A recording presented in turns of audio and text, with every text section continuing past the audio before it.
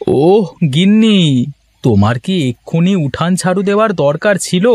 দেখছো না আমি কাজ করছি উঠানে বসে। হ্যাঁ তো কি হয়েছে শুনি? আমি কি ঝাড়ু দিয়ে সব ময়লা তোমার পাতিলের উপরে দিচ্ছি নাকি? তোমার সাথে কথা বলা আর না বলা সমান কথা, সব সময় কথার উপর কথা বলো। আমার কাজ তো আমাকেই করতে হবে, তুমি তো আমার কাজ করে দিবে না, তাই না? হ্যাঁ তাই তো, কিন্তু আমার কাজও মনে হচ্ছে সব তুমিই করে দাও। করি তো, সারাদিনে বাড়ির সব কাজ তো আমিই করি। আমার কাজে তুমি কোনো সাহায্য করো? করো না তো। তাহলে এক কাজ করি গিন্নি, তোমার কাজে হাত বাড়ানোর জন্য আর একটা বিয়ে করে আনি। হাসালে তুমি, তোমার যে মুরত, একটা বই চালাতে পারো না, আবার বিয়ে স্বপ্ন দেখো। দিন কি আর সব সময় একরকম যায় গিন্নি? আমারও সময় আসবে। আসুক না সময়, আসুক তখন বলো।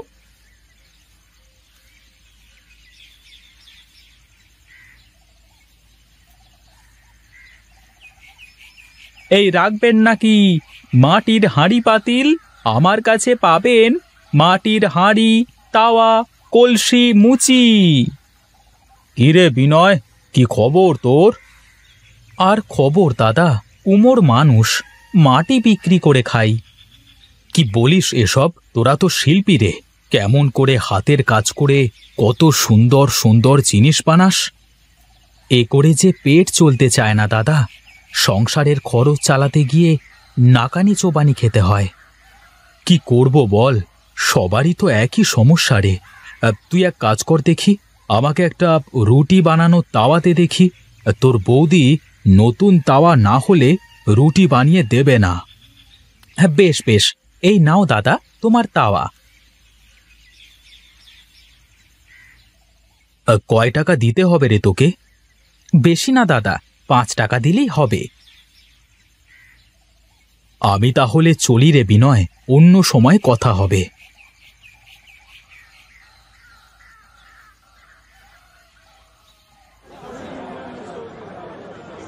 কি বিনয়দা, দাঁড়িয়ে দাঁড়িয়ে মাছি মারছো মনে হচ্ছে? কি আর করব, তোর দোকান থেকে মাছিগুলো মিষ্টি খেয়ে এসে আমার এখানে এসে মরে। তা বেচা কেনার যা অবস্থা গো, তাতে করে ব্যবসা ছেড়ে ভিক্ষে করা লাগবে 2 দিন পর। তা মন্দ বলিসনি রে, কিন্তু আমাদের তো কেউ ভিক্ষাও দেবে না। কেন কেন ভিক্ষা দেবে না কেন? ভিক্ষা করতে গেলেই তো সবাই বলবে গায়ে জোর আছে, তারপরও ভিক্ষা করতে লজ্জা করে না। আরে ছাড়ো তো মানুষের কথা, মানুষ যা বলবার তা বলবেই। বেচা কেনা তো নেই, চল চা খেয়ে আসি। চল যাই, পয়সাকে দেবে শুনি। তোর বেচা কেনা হয়েছে তুই দিস, আমি আবার পরে খাওয়াবো। জানতাম তুই এমন একটা কথাই বলবি। নে চল চল, আমি দেব পয়সা, চল।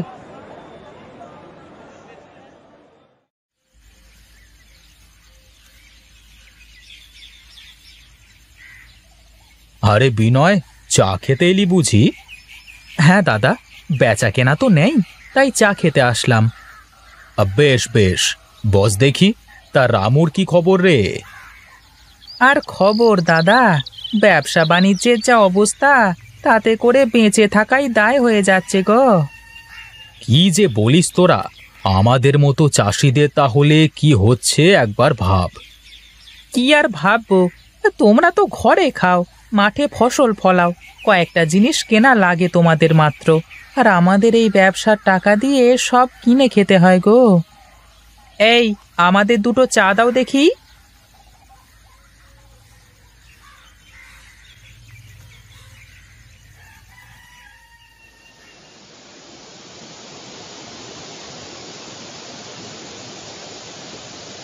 সব শেষ হয়ে গেল গো, এত কষ্ট করে সবগুলো পাতিল বানালাম, সর্বনাশী বর্ষার পানিতে সব শেষ হয়ে গেল। এখন কি করে সংসার চালাবে তুমি? এই সমাজ তো এইভাবেই বৃষ্টি বাদলা লেগেই থাকবে।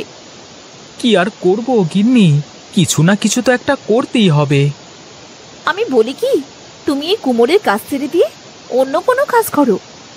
কি যে বলো গিন্নি, এ যে আমাদের বংশ পরম্পরায় চলে আসা ব্যবসা, আমি কিভাবে এই ব্যবসা ছেড়ে দিই বলো তো?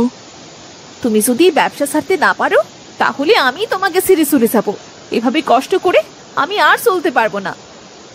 এমন করে বলো না গিন্নি, তুমি চলে গেলে যে আমি বড্ড একা হয়ে যাব। তুমি ছাড়া যে এই পৃথিবীতে আমার আর কেউ নেই। এই মায়ায় বেঁধে রেখেছো বলেই তো যেতে পারি না, না হলে কবেই তোমাকে ছেড়ে চলে যেতাম। আচ্ছা গিন্নি, এই কাজ বাদ দিয়ে আমি কি কাজ করব একটু বলতে পারো? আমি বলি কি, তোমার এই কাজ বাদ দেয়া লাগবে না। তুমি 6 মাস এই কাজ করো, আর বর্ষার 6 মাস অন্য কাজ করো। এটা ঠিক বলেছ। তাহলে তো আমার অন্য কাজের ব্যবস্থাটা আগে করতে হবে। হ্যাঁ, খুঁজতে থাকো, একটা না একটা ব্যবস্থা অবশ্যই হবে।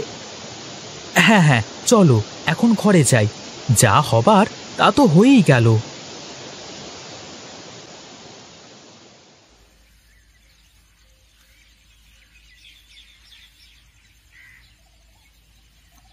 এ কি বুড়িমা, তুমি এখানে বসে কাঁদছো কেন? আমার শরীরটা খুব একটা ভালো না রে বাসা, খুব বিপদে পড়েছি, হাঁটতে পারছি না। তোমার বাড়ি কোথায় বুড়িমা, আর যাচ্ছই বা কোথায়? আমার ঘরে কোনো খাবার নেই রে বাবা, আমি ভিক্ষে করে খাই, যেখানে একটু জায়গা পাই সেখানেই থেকে যাই। ও আচ্ছা, তার মানে এই জগৎ সংসারে তুমিও আমার মতো একলা? হ্যাঁ রে বাপ, আমার কেউ নেই, মরলে কাদার জন্যেও মানুষ নেই। অমন করে বলো না বুড়িমা, তুমি আজ থেকে আমার বাড়িতেই থাকবে।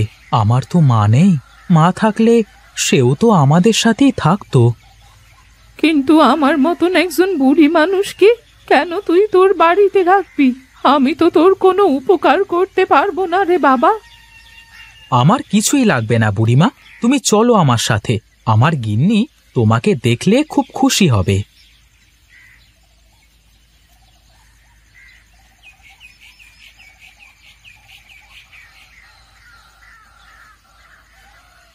এ তুমি কাকে নিয়ে এসেছো? আমাকে তুমি চিনবে না মা, আমি এক ভিখারি। কি, তুমি এই ভিকিরিকে কেন সাথে করে এনেছো? তুমি এনাকে চেনো? শোনো গিন্নি, আজ থেকে বুড়িমা আমাদের সাথেই থাকবে। ওনার দেখাশোনা তুমি করবে।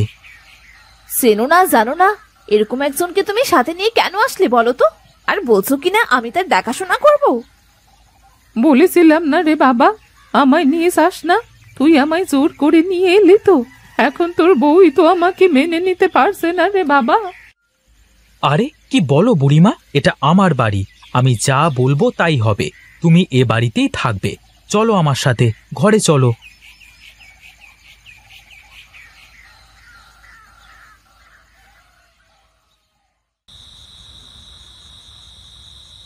কি গো, আমার উপর রাগ করেছো তুমি? আমি তোমার কে যে তোমার ওপর রাগ করব? আহা, শোনোই না গিন্নি, দেখো আমাদের দুজনের কারোরই তো মা বাবা কেউ বেঁচে নেই। হ্যাঁ, তো কি হয়েছে? দেখো, আমার মা যদি বেঁচে থাকতো তাহলে তুমি তাকে আমাদের সাথে রাখতে না? হ্যাঁ, তা তো রাখতামই, কিন্তু ওই বুড়িটা তো তোমার মা না। আর তাছাড়া আমাদের সংসারই তো চলে না। সংসারের অবস্থা কেমন তা তো তুমি খুব ভালো করেই জানো। হ্যাঁ জানি যে আমাদের সংসারে এখন নুন আনতে পান্তা ফুরিয়ে যায়, কিন্তু ওই অসহায় বুড়ির কথা একবার ভাবো। কেউ নেই দুনিয়ায়, তারপরও কিভাবে ভেসে বেড়াচ্ছে। তুমি তো খুব দয়ালু মানুষ, তাই সব সময় মানুষের উপকার করো। তুমি বিপদে পড়লে তোমায় আর কেউ দেখবে না। দেখো গিন্নি, কারোর উপকার করে তার থেকে প্রতিদান আশা করা ঠিক না। আমি তাই কারোর কাছে কিছু আশা করি না।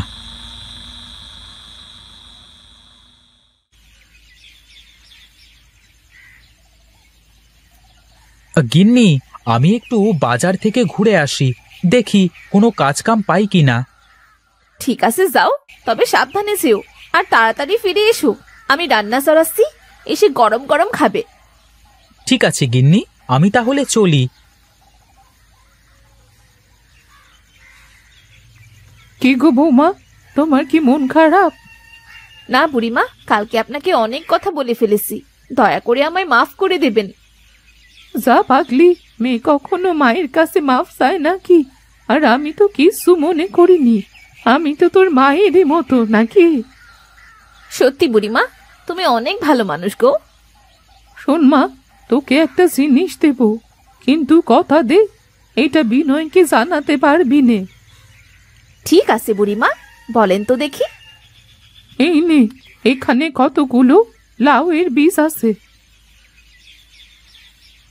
কিন্তু লাউয়ের বীজ দিয়ে আমি কি করব বুড়িমা? আমাদের তো কোনো জমি নেই।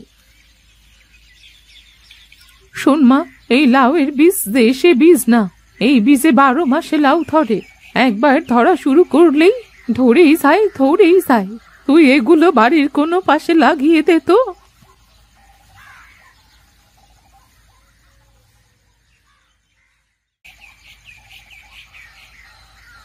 শোন মা, দুদিনে এই গাছ অনেক বড় হয়ে যাবে। 2 দিন পর জাংলা দিয়ে দিতে হবে। দেখিস কেমন কদিনে কত লাউ ধরে। ঠিক আছে বুড়িমা, আগে তো ধরুক, তারপর দেখা যাবে।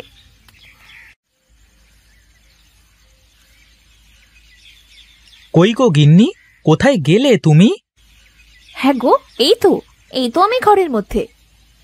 ও, তুমি ঘরে? আচ্ছা, খাবার বারো তুমি, খুব খিদে পেয়েছে। আমি হাত মুখ ধুয়ে আসছি।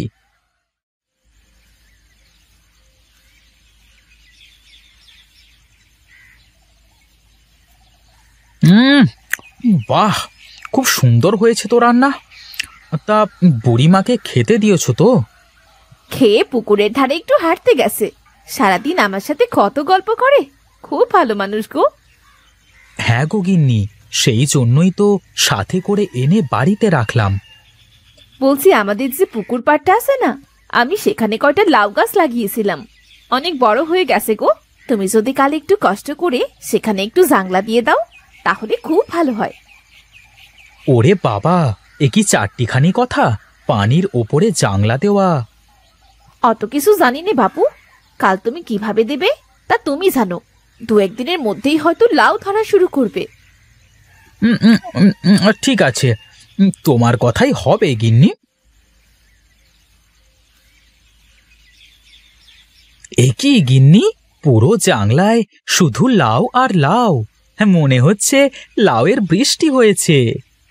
হ্যাঁ গো হ্যাঁ, তোমাকে আর এখন থেকে কষ্ট করে কাজ খুঁজতে হবে না, এই লাউ বিক্রি করেই আমাদের চলে যাবে গো। হ্যাঁ গো গিন্নি, তাই তো দেখছি কত লাউ ধরেছে।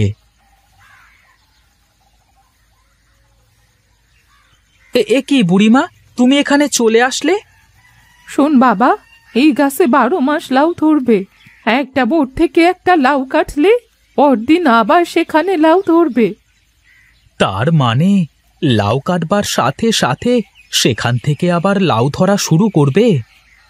হ্যাঁ রে বাবা, এখন থেকে তোকে আর কাজ করা লাগবে না রে বাবা। এই লাউ বিক্রি করেই তোর সংসার চলে যাবে। আরে সবকিছুই করেছে বুড়িমা, লাউয়ের বীজ বুড়িমাই আমায় দিয়েছে। তাই নাকি বুড়িমা? রূপা কি সত্যি বলছে? হ্যাঁ রে বাবা, সে